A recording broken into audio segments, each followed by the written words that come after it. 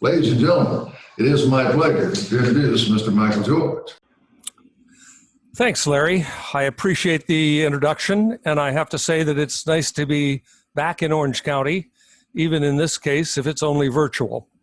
I'm particularly happy to be able to talk about my favorite subject, which is the Sacramento-San Joaquin River Delta. And I'm particularly interested to talk to people in Southern California about it, because my experience as Delta Watermaster is that some of the most important impacts on the Delta are impacts on Southern California. So it's important to know about that. So appreciating your invitation, I'll get right into it.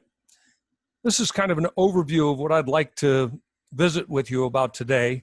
And the background is meant to indicate that there are a lot of storms over the Delta. And in fact, I often feel with some of the litigation that's going on that the Titans are exchanging thunderbolts above my head. And I'm trying to keep my head and keep things on track to make the most out of what we're doing in the Delta these days. So first, I want to talk about where the Delta is today and why it matters to Southern California. And then before I go into what's new or what's going forward, I do want to talk a little bit about the context and how we got to where we are in the Delta today. Then most of my discussion, I'd like to be on the alternative futures of where the Delta is going at this critical juncture. So I want to talk about the water quality control planning process, about the drive for renewing aged infrastructure, and then the physical, economic, and political constraints and the environmental constraints that we face in choosing alternative futures in the Delta. And then finally, I want to take just a moment to talk about why this is decision time and about who is going to be in the room making that decision. So starting with the Delta today, I want to start out with what to me has become an obvious conclusion.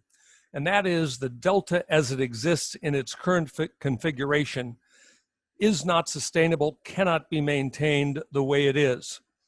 It is a very highly engineered system. There are lots of things that have happened in the Delta that are the result of interventions to channelize the estuary, etc. Secondly, the system as it exists today is in its very nature fragile. It's under incredible stress. And as a result of that stress, the Delta itself, all of its functionalities, is deteriorating rapidly. That deterioration is most observable and undeniable in the southern part of the Delta.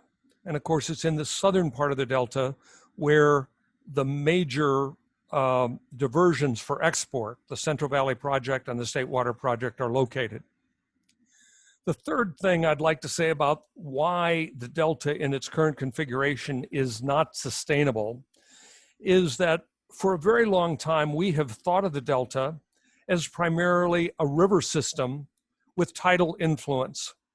And really, because of development of water and reductions of flow through the Delta today is much more a tidal system with significantly impaired riverine influences.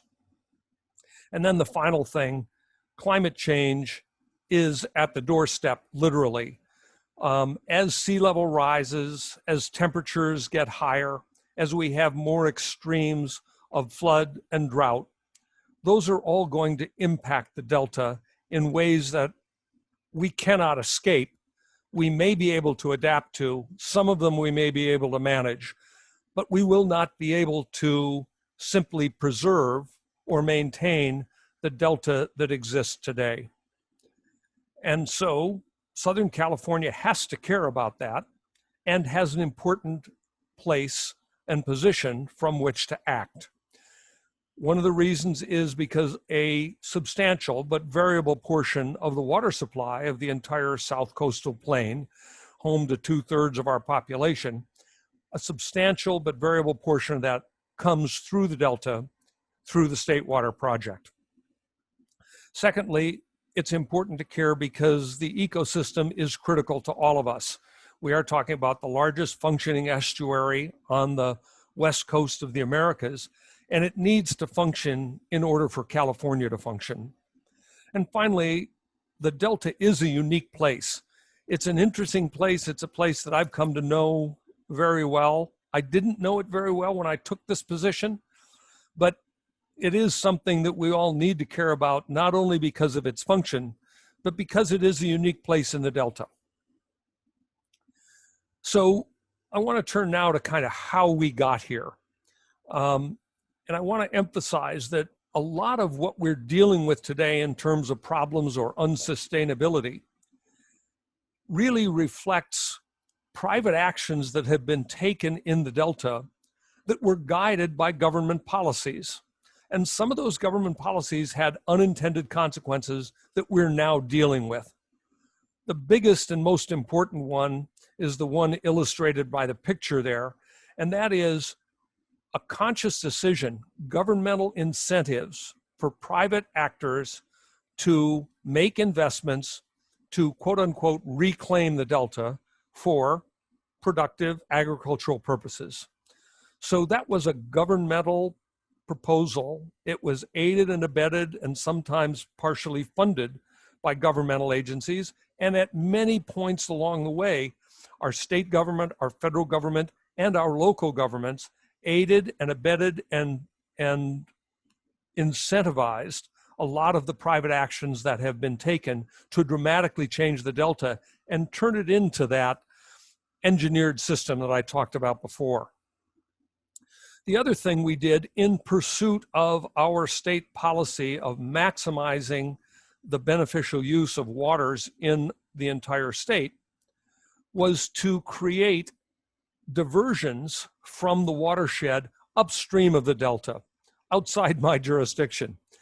But by taking water out of the streams and tributaries that contributed to the Delta, we actually reduced flows, and we changed that balance that's always been in the Delta between the saline water, the salt water, the ocean and bay water that is right at the doorstep, and the freshwater flows that came into the Delta to push that salinity aside.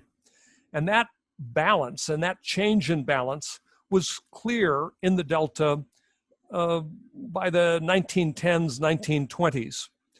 And so, again, as governmental policies approved by the voters, approved by our legislation and by our federal Congress, we built two great projects, the Central Valley Project and the State Water Project. And those projects have several purposes, but one of the original purposes was to repel the salinity that was starting to creep into the Delta during dry periods, and to capture water when it was available in the wintertime so that it could be released to repel salinity and to keep the Delta a freshwater estuary, notwithstanding those upstream diversions. Second, the projects were designed and developed and approved in order to protect the overall watershed. They were charged with developing new water supplies through primarily storage and conveyance facilities. And then they were financed by doing two things: capturing energy in water falling through penstocks, and by selling water that would be surplus to the needs of the Delta. So that's in large part how we got here. But in fact, as we've now recognized, our understanding of the collateral environmental costs of actually misusing the Delta as a conveyance didn't come to us until later. So we've been playing catch up with that. And remember, with respect to the state project, when the voters of the state approved the construction of the State Water Project at the same election that John Kennedy was elected President of the United States in November of 1960, they approved an entire project which had a couple of elements that were deferred in order to reduce the upfront cost and get the bond issue approved by the voters. And one of the things that was approved in 1960 as part of the overall project was the so-called peripheral canal, because it was well understood, even back then, that the Delta could not act efficiently as a conveyance from north to south when its work as a natural ecosystem was from west to east. And so the peripheral canal was designed into the project from the beginning, but it was deferred because it was recognized it was going to take years to build out the other parts of the project, and we wouldn't have significant additional state water project flow through the Delta for export until many of those other facilities were built. And so we deferred the development of the peripheral canal. And then, as everybody knows, in 1982, it was subjected to referendum, and the voters by a hairbreadth turned it down. But the voters were never asked to and never given the chance, nor did they ever vote for a plan B. They just voted down what was plan A, the peripheral canal. And so we've been playing catch up with the misuse, which was always anticipated to be temporary and which has now dragged on for decades with, consequences for the estuary operating as an ecosystem. And then, as we became aware of those environmental impacts, we made, again, governmental decisions consciously to triage and save listed species through Endangered Species Act, instead of doing what, in retrospect, we recognize would have been better. And that is to try to intervene to improve the overall operation of the ecosystem. That probably would have done a lot more holistically for the endangered species. But as a result of the process dictated by the Endangered Species Act, state and federal, of essentially substituting regulation of activities in the Delta for the old way of incentivizing private action, we pretended for a very long period of time that we could or would or might be willing or able to restore the Delta, instead of focusing on how to reconcile the Delta that we've got with the ecosystem functions that we need. We substituted litigation for the kinds of consensus that we had built in the past that resulted in agreement on governmental action, though it wasn't always wise action or it had unwise or unanticipated collateral damage. Instead, we created the system of checks and balances with, frankly, a lot more checks than there were balances. And so now we've got this litany of BIOPs, biological opinions, ITPs, incidental take permits, IEPs, interagency environmental programs, CSAMP. Let me see if I can remember what that is. It's the Collaborative Science and Adaptive Management Program. Oh my. We've got a mess on our hands. This is where we are. And the question is, how will we navigate out of this? What will our futures look like? Where are we going to go? So this is kind of an overview slide. I want to talk about the water quality control planning and implementation process. The Delta Plan itself, which is relatively new. Infrastructure renewal, kind of what you invited me to talk about. What's going on with the tunnels and how is that going to fit in? Recent litigation, because number one, I confess to being a lawyer myself, and number two, it has become obvious that litigation is one of the principal ways in which we're going to make decisions, or one of the constraints within which we'll be able to make decisions in the Delta. I want to talk about what we're doing in this moment to plan for the next water shortage, because everything we talk about in the Delta in terms of water supply and ecosystem function comes to bind in periods of shortage. And we've got experience from the last really serious drought, and we're trying to learn from that and figure out what we're going to do in the next drought. And then finally, I want to talk about this process of understanding what our vulnerability is to climate change and thinking about how we adapt to that and what kind of decisions we need to make. So to get into the first of these, the water quality control planning process, that is a responsibility given by state law to the State Water Resources Control Board, one of the two boards to which I, as Delta Watermaster, report. So I'm an appointed independent official of the state of California, and I report jointly to the State Water Resources Control Board, which has water quality control planning authority and responsibility. And I report jointly to the Delta Stewardship Council, which has Delta Plan authority, which I'll talk about a little bit later. But by law, the Water Board is supposed to update the water quality control plan for the Bay Delta region every 3 years. But it's a very difficult, painstaking, litigious, contentious, difficult process. So the current water quality control plan was adopted in 1995 and updated modestly in 2006. It's implemented through another Water Board decision, Decision 1641, which was passed by the Water Board, adopted by the Water Board after hearings and litigation and so forth in 2000. And under that regulatory rubric, which is now 20 years old, the projects, the state project and the federal project, agreed to temporarily take responsibility for managing water quality in the Delta while the Water Board updated the water quality control plan and presumably would spread that responsibility up into the watershed and get everybody who was taking water out of the watershed to participate in that improvement of water quality in the Delta. It's a two-step process. The first step, the Water Board adopted in December of 2018. So as you'd expect, it's currently under litigation. The Water Board staff is currently working under direction of the Water Board on developing the other half of that two-step process, which is, since the first one focused on the San Joaquin River and its tributaries that flow north from the Central Valley, from the San Joaquin part of the valley, now the staff is looking at the other part of it, which is the Sacramento River watershed, so the northern part of this Central Valley into the Delta. And that is the area where there is hope for voluntary agreements. Now, those voluntary agreements are currently stalled. There were a lot of ideas about that.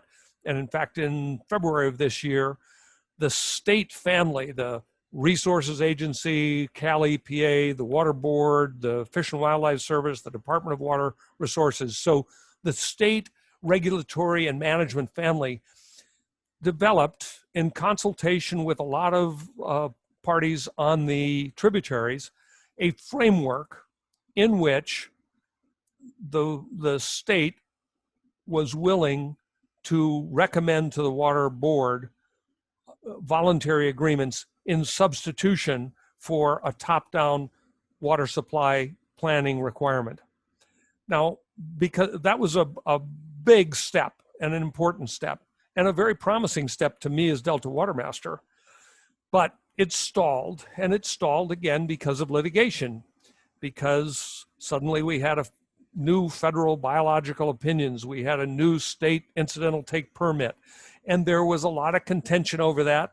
So people went to their bunkers and started litigating again, and that voluntary agreement process, which was so promising when that framework was unveiled in February, has really stalled out.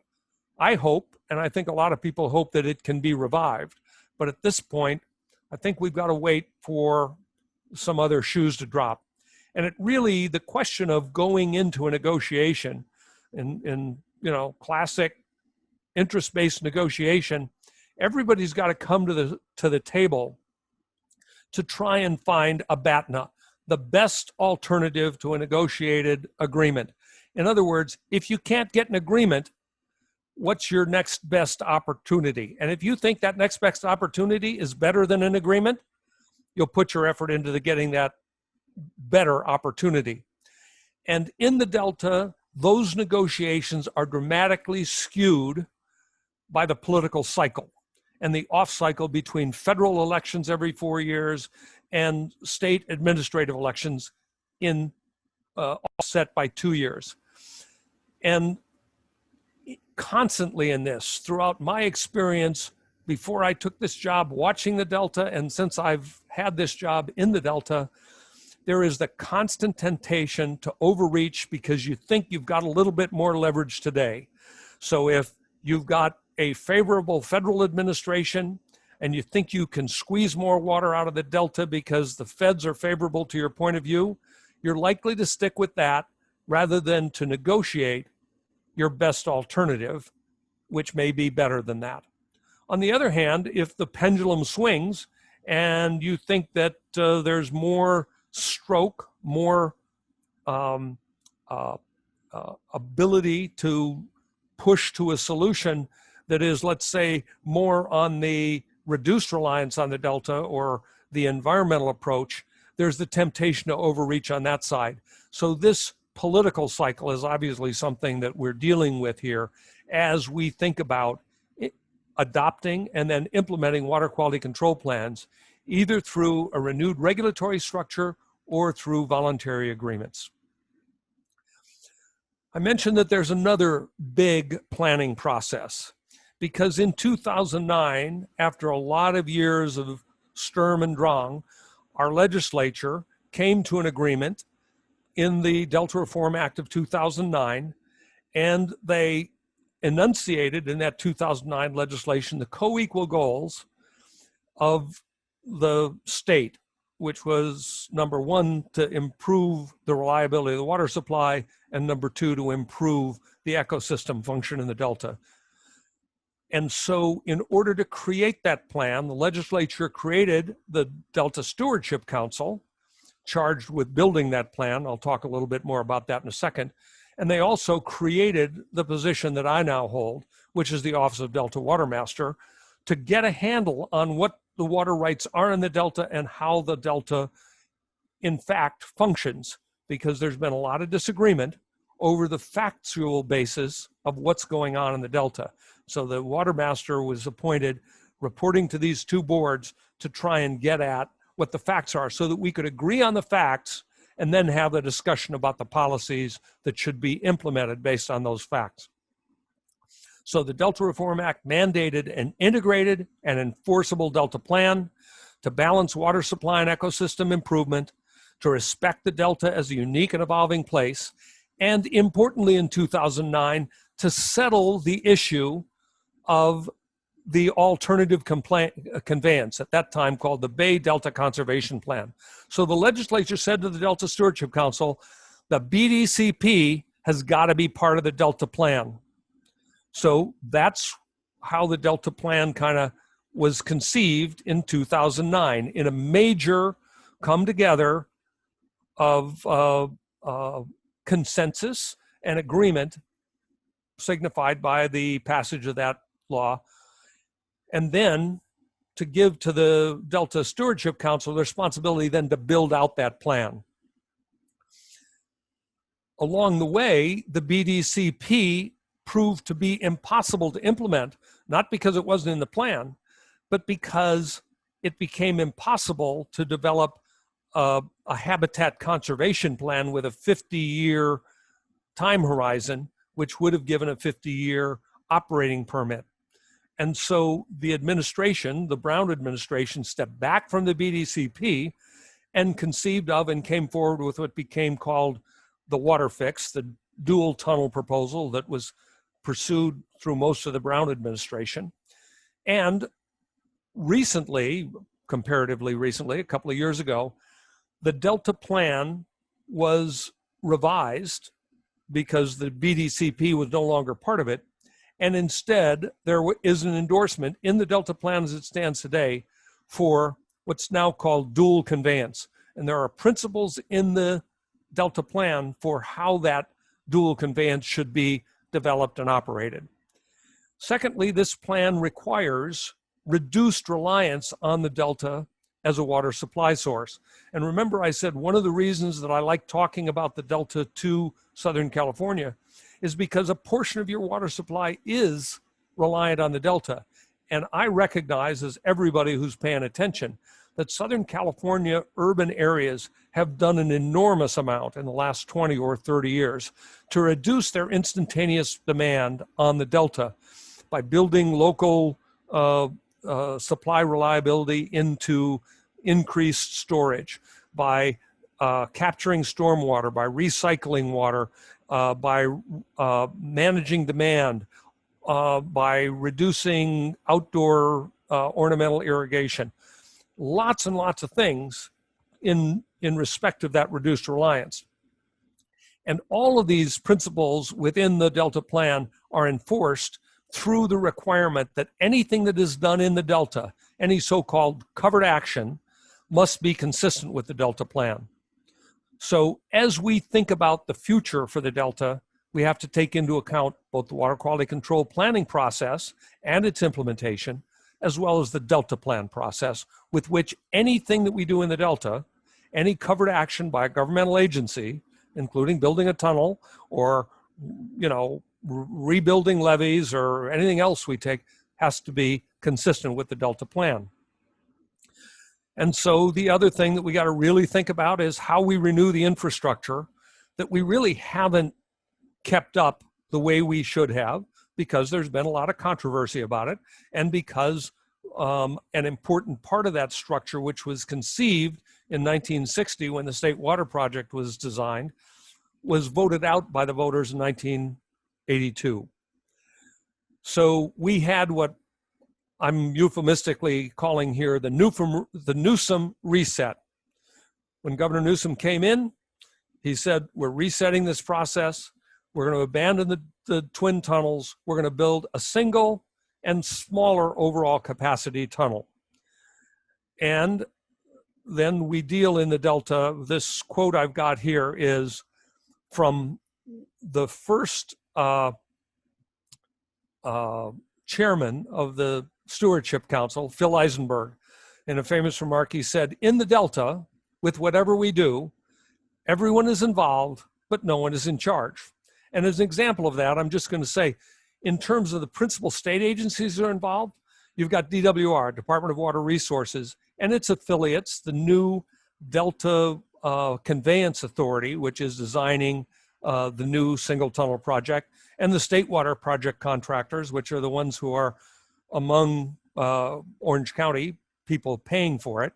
You've got the Department of Fish and Wildlife, you've got the Delta Stewardship Council, you've got the State Water Resources Control Board, you got the Delta Protection Commission, you got the North Delta Water Agency, the Central Delta Water Agency, the South Delta Water Agency, the Delta Conservancy, the Central Valley Flood Protection Board.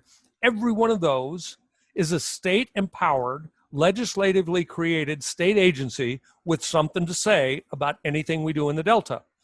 And then you get to the federal agencies, and only talking about the principal ones, you got the United States Bureau of Reclamation, National Marine Fisheries Service, United States Fish and Wildlife Service, the Army Corps of Engineers, the United States Environmental Protection Agency, and more.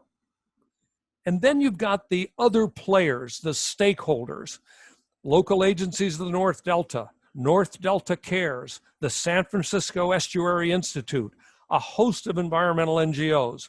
So a lot of people involved, no one in exclusive charge. Consensus is important. Litigation will ensue, and we got to keep that in mind. And one thing I will say that I'm very pleased with is that in this Newsom reset, the stakeholder engagement process has been much more robust than I observed it under BDCP or WaterFix. And that is, they're reaching out to stakeholders in all of those entities and all of those agencies, and in the non-agency people who are going to be affected by it. And they're asking the questions, what can you tell us about your perspective on where this should go? What's the alignment? How we should build it? What size it should be? Who's going to pay for it? And what are the regulatory controls? So this is the process that we're going through now, and the map there on the slide is the current two paths for conveyance of the single tunnel in the Newsom reset.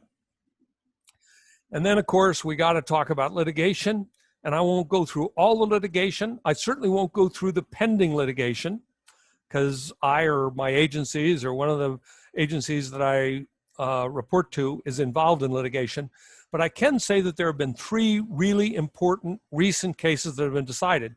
And when I say recent, I mean since this spring.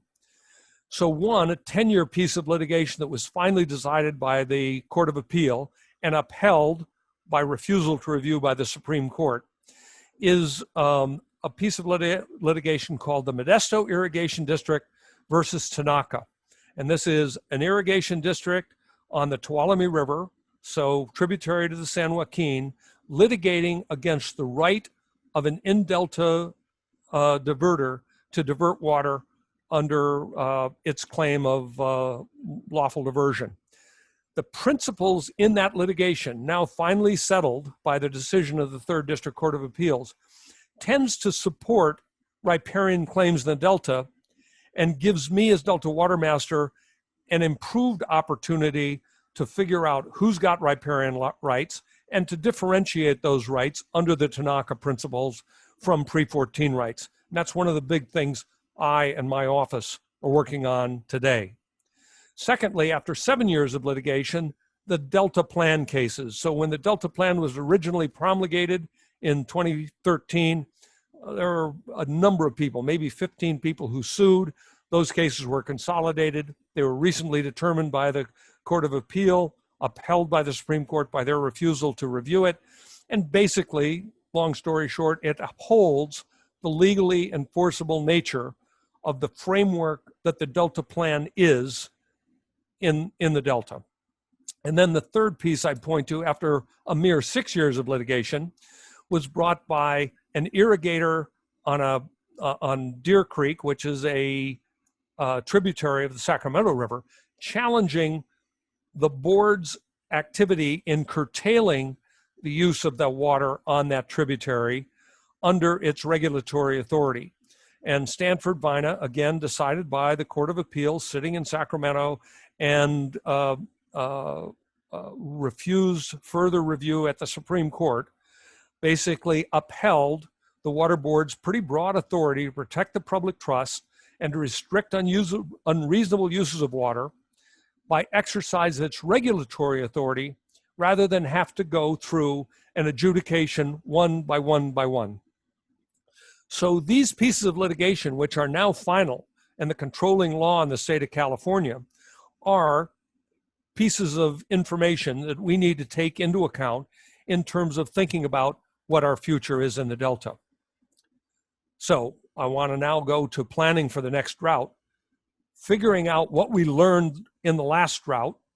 And in the last drought, I was a rookie Delta Watermaster. I'd spent my entire life in the private sector as a lawyer, as an executive. I worked for investor-owned water utilities, and I was an investment banker, and I'm proud to say an unindicted investment banker at that.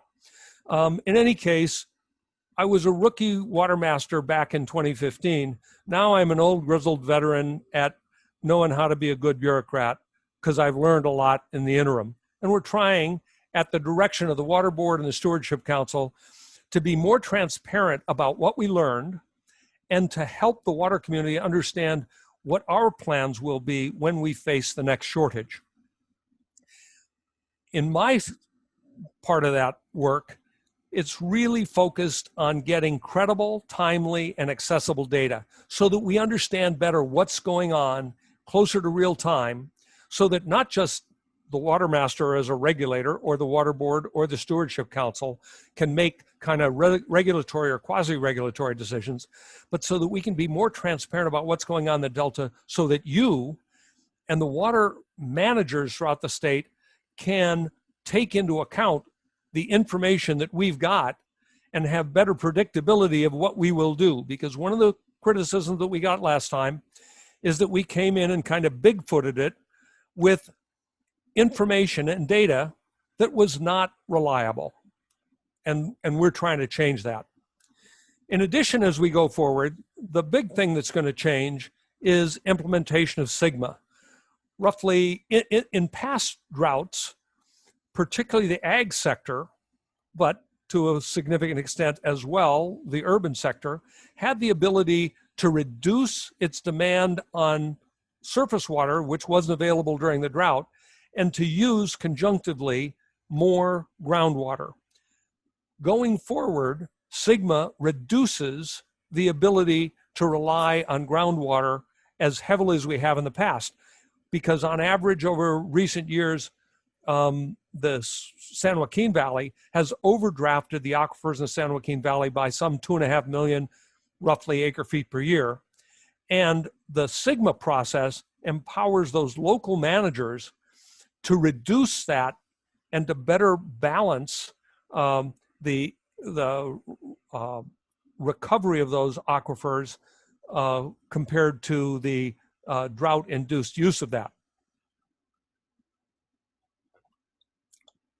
Pardon me. But what we've seen is that as there's been this proliferation of groundwater sustainability agencies and plans, a lot of them are overestimating the amount of water they can capture from the next flood.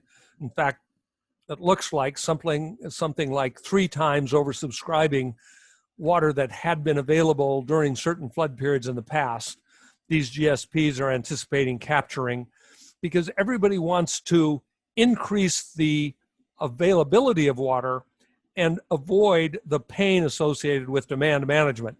Pain that Southern California is very aware of, because you have done a remarkable job in managing demand toward lower demand.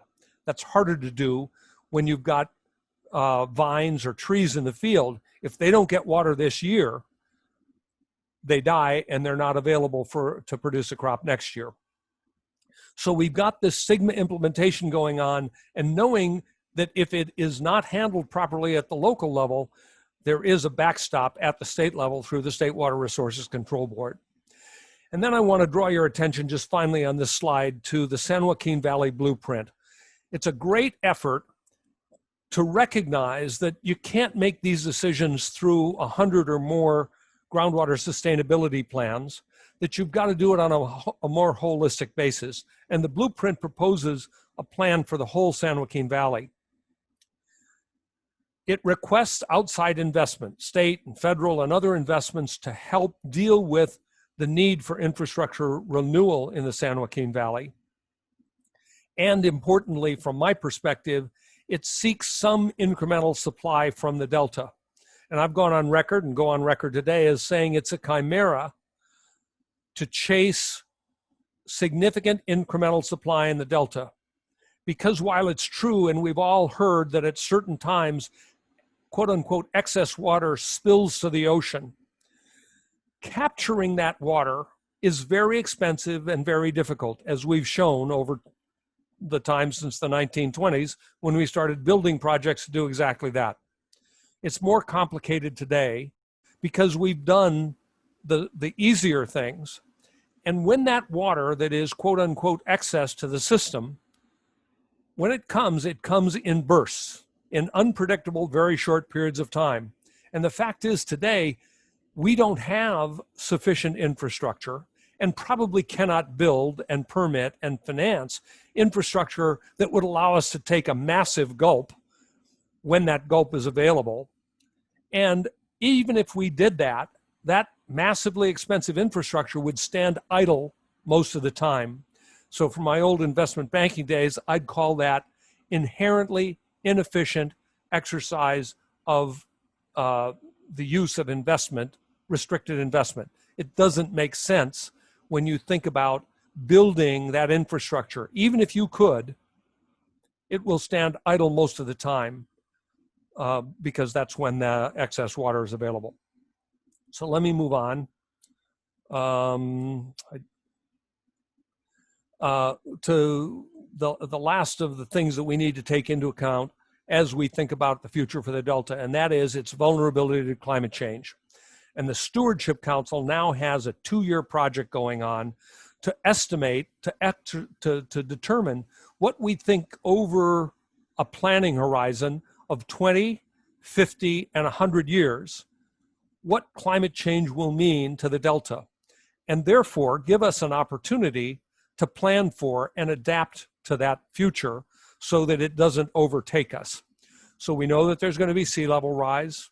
We know that there are going to be warmer temperatures and we're seeing over the past month how impactful that wildfires are going to be in the watershed, because remember, the entire watershed of the Delta is right now being beset by massive forest fires that are going to impact water quality and water flow in the Delta.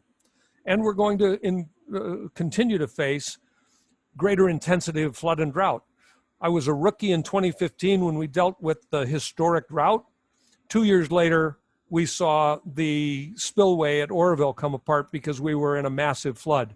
The whiplash effects of climate change are already experienced upon us. And it's important to note that while you can think of climate change as just increment, little bit over time, like the frog in the pot, where we experience it in the Delta is in these massive events. It's the destruction of a spillway. It's the loss of a levee, or it's the crumbling of a levee because it doesn't have water on it because it's so dry. It is events that befall the Delta, highly engineered, very fragile in its current state. So yes, we need to look at the incremental effects of the Delta over time, but recognize that we'll experience those as events. And unless we are prepared to deal with those events in real time when they happen, these so-called black swan events, which are foreseeable, not in terms of their time or exactly how they'll happen to us, but as I said at the beginning of this discussion, the reliance on the Delta is not sustainable in its current circumstance. And we've got this enormous regulatory litigation, mother may I framework within which we need to make decisions. And that's the situation we're in today. That's where we are. It is decision time for the Delta. And the question is, who's going to decide? Who's going to get involved? How will their voices be heard? Will they be able and willing to listen to other voices, to strive for some kind of a consensus around facts that we can agree on, and put the lawyers aside? Hard for a guy with my training to say, but put the lawyers aside and see if we can come to voluntary agreements that really give up something from all of our perspectives in order to get something that all of us can live with. This is the future of California, because if we don't get this right and we have significant interruptions in water supply and ecosystem function over a number of years on a moment's notice, which is where these events catch us, we'll have a longer term problem than what we're facing now with COVID-19 or even facing now with these wildfires. It'll be a longer term impact on our lives, our fortunes, and our sacred honors. And with that, I appreciate the opportunity to speak with you, and I look forward to your questions. Thanks very much. We should take this and make sure it's used as a primer for all newly elected water board directors.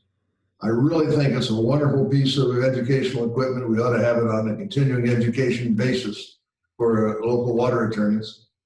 For those of you in the audience who want to address questions to Mr. George, don't forget to raise your hands using the format that we discussed earlier. I want you to leave here today remembering that we need to complete the project, complete the state water project, as Mr. George has said. That's our goal. We don't want to do anything like steal water from the north. We just want to complete the project that's already been approved by the state. But first question would be for me, and that is, Mr. George, there's an election coming up with several seats in the state legislature that might change, and some in the federal.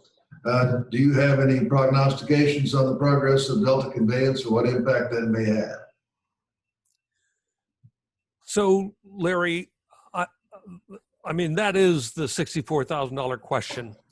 The issue here is, will the current kind of policy constipation that we're involved with, because we've got so much disagreement between the federal and the state policymakers, decision makers, will that dissipate or be resolved? And if it gets resolved, or the extent to which it gets resolved, how long will it take for that to result in action?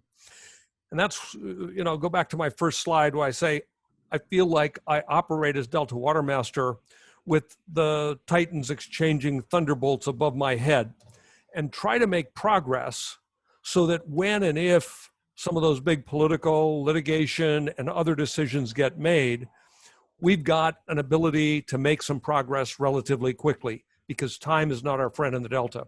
So whatever happens in November, it will clarify some things. And what I hope is that it will not result in overreach on either side, but rather a recognition that the only way we're going to get something like real-time solution, real decisions in a time frame that will allow the Delta to continue to operate as a freshwater estuary and maintain a reliable water supply and rebuild the infrastructure that we've deferred for so long. I think there will be some clarification regardless of what the outcome is. And of course, what the outcome is, I've only got one vote, and there'll be a lot of others to be counted before that. I lived in Chicago for quite a while. I'm not used to people only having one vote. But I've got some more questions, but I'd be offering to share that opportunity if Tiffany would like to select one. Absolutely, Director Dick. We have Pierre. I don't want to assume it's Pierre Swan, but there's no photo, no name. Pierre, if you can unmute yourself and ask your question. Sure. Good morning, Michael. How are you? Good to hear your presentation. You talked in your presentation about reduced reliance on the Delta. And when I was dealing with Phil Eisenberg, the interpretation of that, and something he reaffirmed in a presentation just within the last month, is that means, hey, not being dependent on it for future additional supply, but not conceived to be a net reduction in the water coming from the Delta, but there was a change in that you'd have the big gulp, little sip kind of deal, but on average, the amount of water that was conceived of would have been about the same as what we were getting in the past. And that's not how I interpreted your presentation. Would you please clarify? Sure, Pierre. First of all, if I was inconsistent with what you just summarized, I apologize, because that's what I was getting at. I recognize that in order to do all the things that we are doing in a growing state, we're always going to need a supply from the Delta. Frankly, what the Reform Act and what the policymakers say is that we need to improve the reliability of the water supply that we get from the Delta. And to do the recycling, to do the other kinds of things that Southern California has invested in, we need to have a supply of fresh water. And some of that water is going to have to come from the Delta.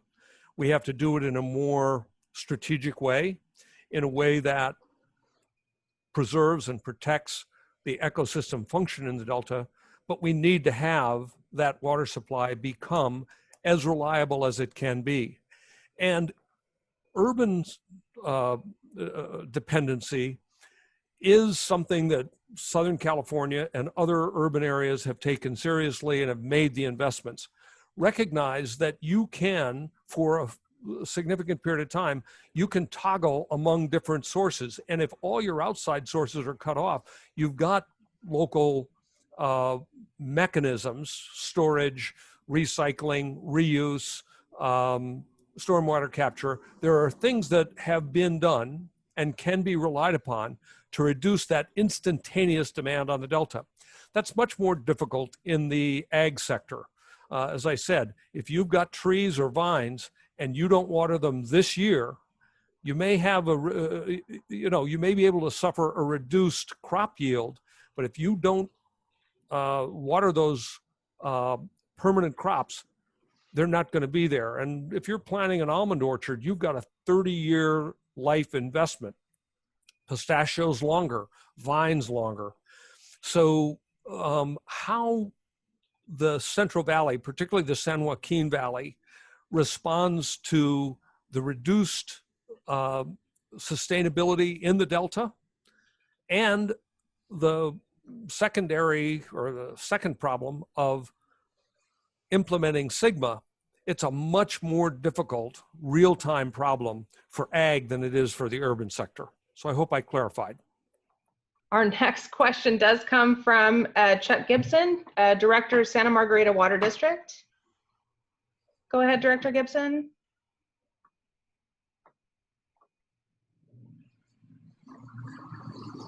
Director Gibson, if you could unmute yourself.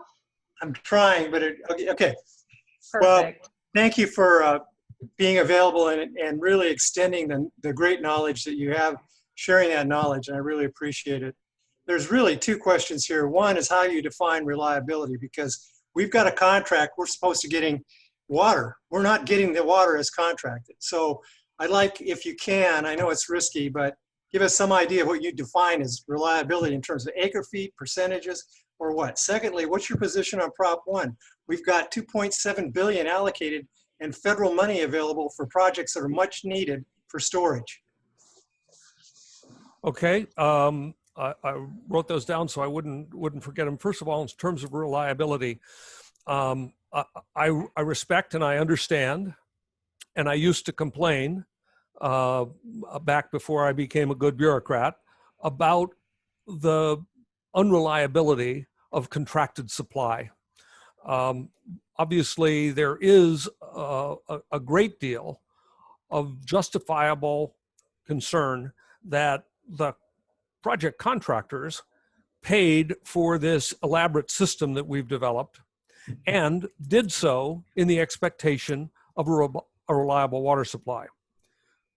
On the other hand, I will, point out, remind you that that water supply was never guaranteed at a certain amount. It was the amount of water that was available after meeting salinity requirements in the Delta, because if you couldn't keep the Delta fresh, you couldn't transfer water through it. Secondly, there were the Delta Watershed Protection Acts and so forth.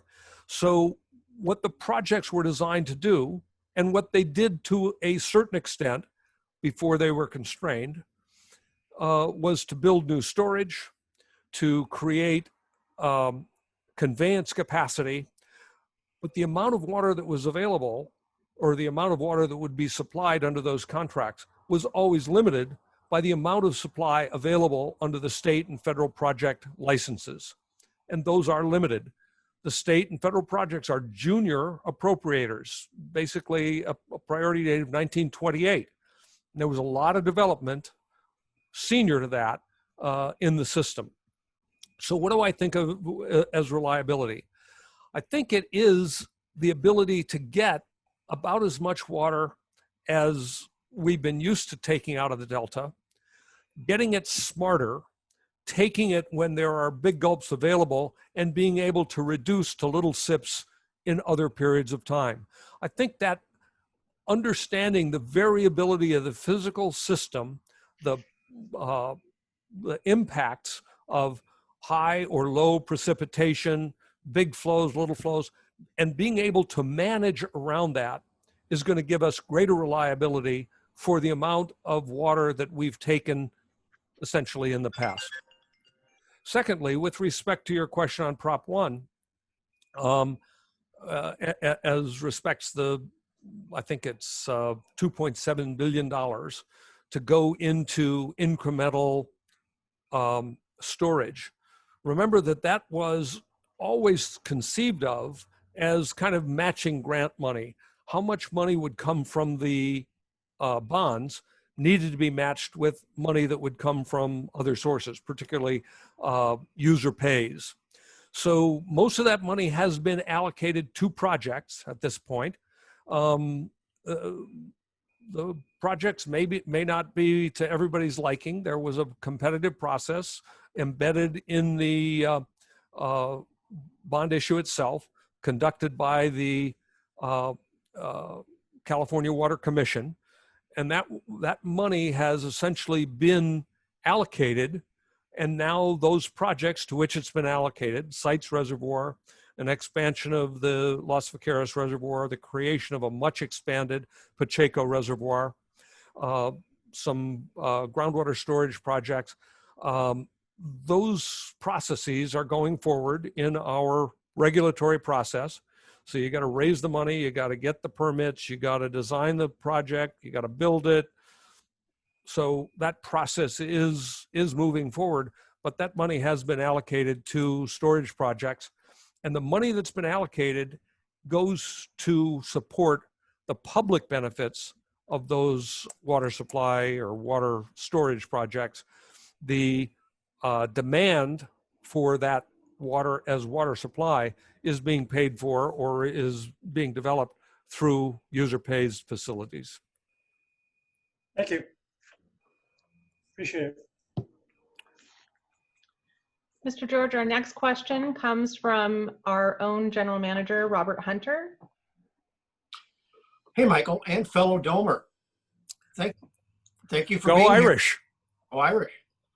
Thank you for being here today. I see one of my directors from Missouri has a frown on his face over Go Irish, but And so I imagine there are probably also a few Trojans in the audience who aren't so excited about us Domers interfering. But you know, they're not playing football this year, so who cares about them? Back to your your speech. We talked about Sigma and sustainability and agriculture, and you pointed out certainly on the voluntary agreements, full support of your statements there, and those take cooperation and compromise, quite frankly, to make those work. But the existing infrastructure, the State Water Project, the contractors paid for. And as you indicated, that water supply is not guaranteed at a certain amount. On the agriculture side, certainly significant losses in the water supply there, but it's not guaranteed either. So why, on the urban side, do we assume that the urban users, the contractors, will pay the bill? And yet on the agricultural side, you're also turning to the urban users to pay the bill for agriculture. It doesn't seem to add up that we take our losses and pay our bills, and then they get their water and we pay their bills. So I think that's a fair criticism. It is clear that the agricultural sector asks for, on a regular basis, general fund support or general support for some of the infrastructure and potentially for some of their water supply.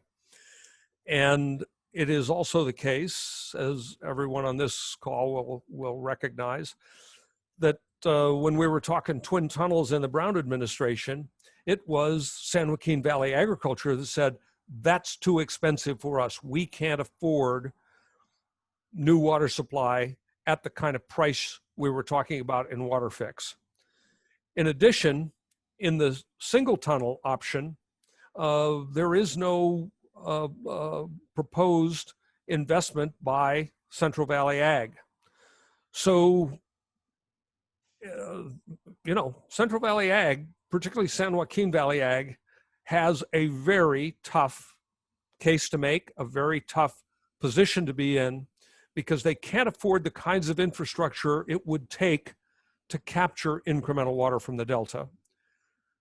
They've already said that they won't be an investor in the incremental infrastructure that is represented by the single tunnel project. That at this point is conceived of, and funding is available only through the state water contractors. And although there is an agreement that the new tunnel will not negatively impact federal supply, CBP supply. The fact is, it also doesn't give greater reliability to that federal supply. So we're going to have in the San Joaquin Valley the collision of these long coming problems. One, that the federal water project, just like the state water project, is outdated. It's not being reinvested in at the same rate that we're looking forward to the state water project being reinvested in. And it is in the San Joaquin Valley that the 2.5 million acre feet of annual overdraft is going to be interfered with, eliminated over a period of time of SGMA implementation. So I think the problem in the San Joaquin Valley is a serious one. It's a serious one for all of us because there is no plan B for managing the landmass of the Central Valley beyond profitable agriculture. Around the edges, we can do some things to repurpose ag land, but I think it is inescapable that maybe as much as 1 million acres of productive San Joaquin Valley agricultural land is going to have to come out of production, at least out of permanent crops. And maybe into variable crops, annual crops that can be watered when there's lots of water in the system and can be idled when there's not water in the system in order to preserve and protect the permanent crops. But you're quite right, Robert. We are headed for a serious reckoning in the San Joaquin Valley. And I think that's what the San Joaquin Valley Blueprint and the number of groundwater sustainability agencies are coming to grips with now.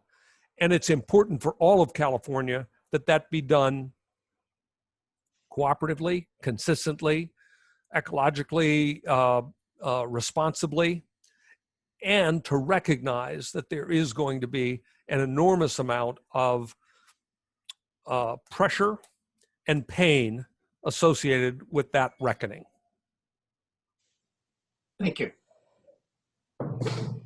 Mr. George, our next question comes from Director McKinney with the Metropolitan Water District of Southern California.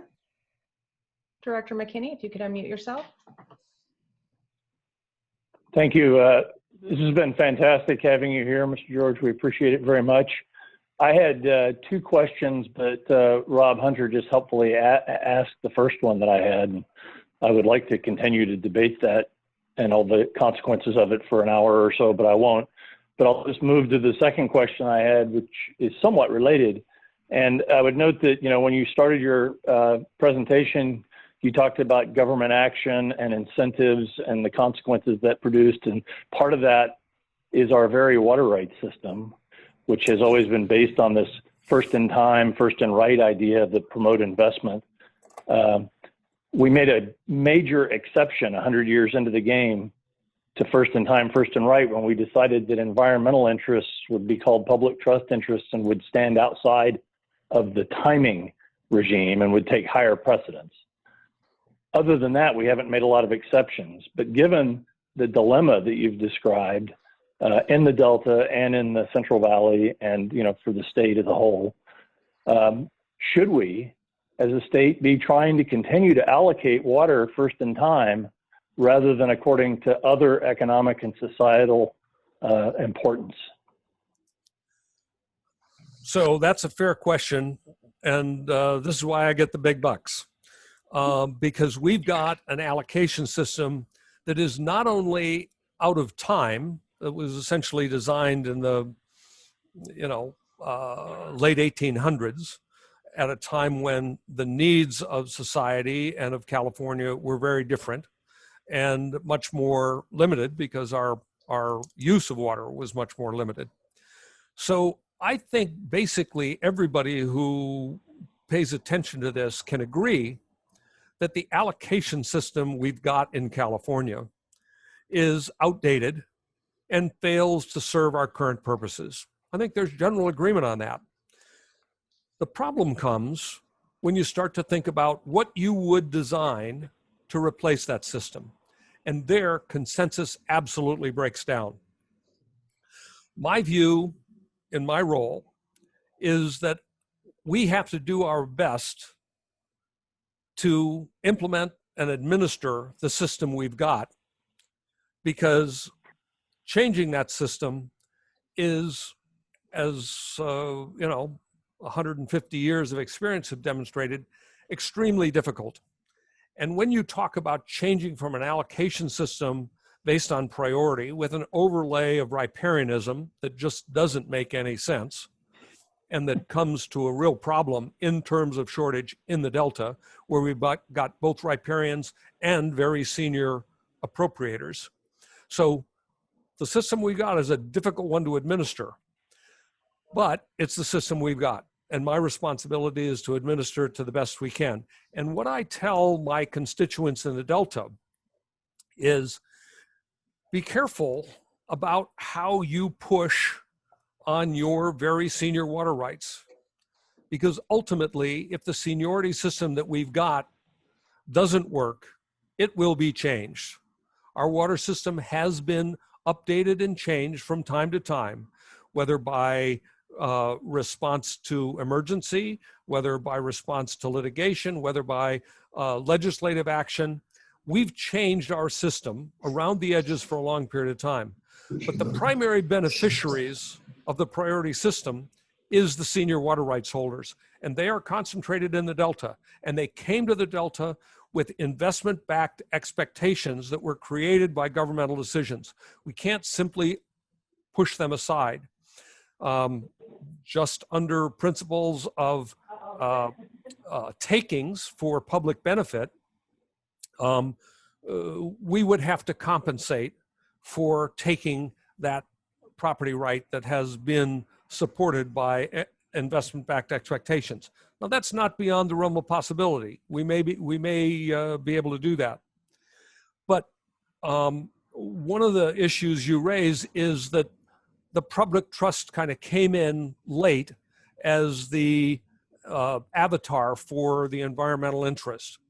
But remember, water is a sovereign asset.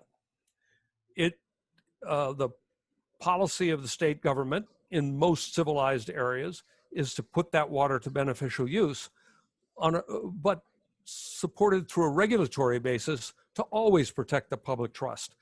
So I think of the public trust as not a latecomer, but rather as something that wasn't adequately taken into account all the way along. Because all of us recognize that we want to live in an ecosystem that works for all of us. We want clean air, we want clean water, we want an environment to hand on to our children and grandchildren. And I find, as Delta Watermaster, that when we stop talking about the next decision to make, where there is all this contention, and we start talking about a vision for the future, what do we want to hand on to our children, our grandchildren and great-grandchildren in terms of a functioning Delta, you get a lot more consensus. It's the how, it's what's the next decision do we make?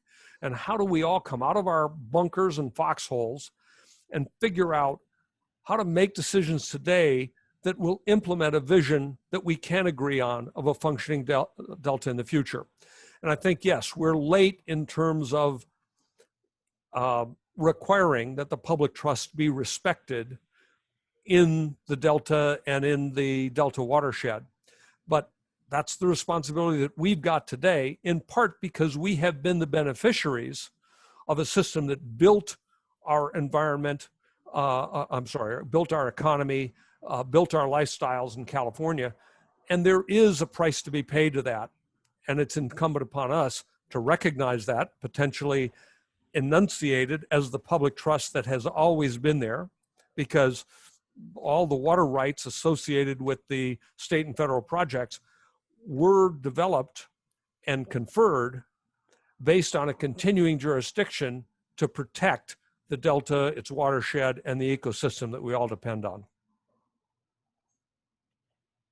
Thank you. It's a very thoughtful answer. I appreciate it.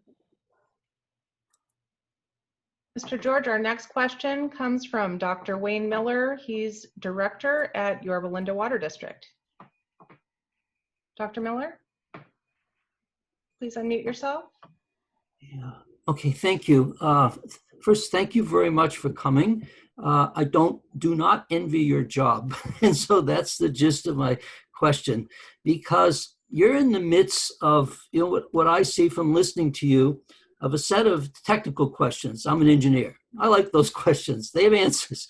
And so whether it's climate change, salinity, or whether it's the ever becoming highly transient nature of water and snow delivery and its disappearance and the other things associated. But on the other hand, I'll just simplify it on the societal issues. They want cheap water. They want clean water.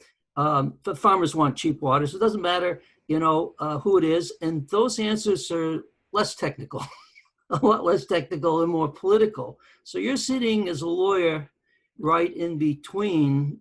So, and then you have, like you said, these legal settlements or issues that have been settled doctrine. So is there any, do these problems work out in your day-to-day where you can answer some of these, the 2050, let's say, scenario without going through legal settlements? Do these all have to be litigated? Is that what you see practically speaking? Because you have political problems and you have technical problems, just to make things simple, or is it not that simple? So it's not simple, but it is doable. And I, every day, work with people of goodwill, of high understanding, and willingness to work things out, to compromise, to find a way. Even though many of those people work for agencies or entities who are suing each other. So right now, I've focused on the accelerating deterioration of the southern part of the Delta. We've got these engineered channels that are being occluded through sedimentation. And because we make it very difficult to get a permit to dredge that sedimentation out, we're losing functionality in those southern Delta channels. And that has terrible consequences. We've got more harmful algae bacteria. We've got less dissolved oxygen in the water, less throughput in those channels. That's a problem for agricultural irrigation. It's a problem for exports. It's a problem for flood control. We've got channels in the South Delta that are no longer available for navigability. And so what we did is say, look, instead of pointing fingers at each other and saying, this is a problem of the export projects and they should pay to do the dredging, or, it's a flood control problem and we ought to pay for it this way or that way, we convened a group and said, look, let's all agree that this is a shared problem. And it kind of goes to the notion that if you're going to collaborate, sometimes you have to expand the problem so that everybody shares the problem. Because the first issue in addressing a problem is to figure out what the problem is. The second is to figure out whose problem it is. And if you conceive of the problem in broad, the problem is occlusion of Delta channels, you can get more people to come to the table to talk about a solution. And right now, we've got an ad hoc group that includes the State Water Project contractors, the Department of Water Resources as State Water Project operator, the United States Bureau of Reclamation, the Delta Watermaster, the State Water Project, the Fish and Wildlife Service, the South Delta Water Agency, the Central Delta Water Agency. All of those parties are involved in litigation today on really big issues, and yet they're willing to come together and say, this is a shared problem. Let's figure out, if we can, a shared solution. That's the most promising and frankly the most rewarding part of my job, to operate, underneath that umbrella of litigation and regulation and so forth, and work on seeing if there is a way to thread the needle and to get real stuff done. And I got to say that, frankly, the engineers are more helpful in that than the lawyers are.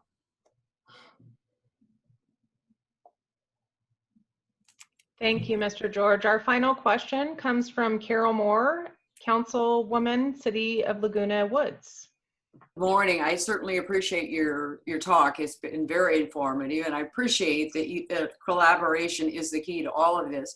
I had two questions. One of them is, since the rain events may be the way water is delivered more and more instead of snow, and aren't we going to have to look at that as our response? The second one has to do with, obviously I'm voicing an opinion, but in some of the instances, some of the larger producers, agricultural producers, have added considerable acreage that really shouldn't have been land even put into the system. And so that seems an unfair advantage for them. I realize that I'm speaking from one point of view, they have another, but that land, which isn't good production land anyway, keeps getting added, and it puts this more strain on the system. Thank you.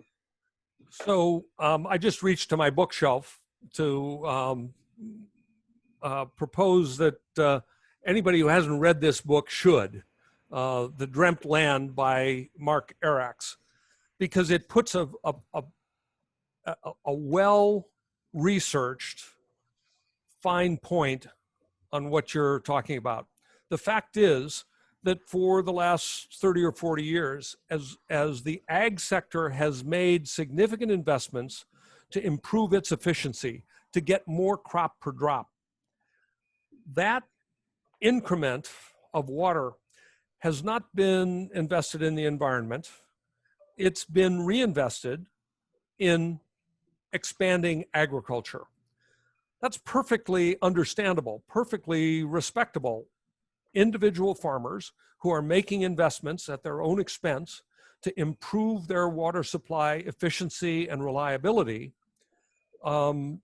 they clearly have wanted to reinvest that to justify the investment, and they have done it to expand agriculture.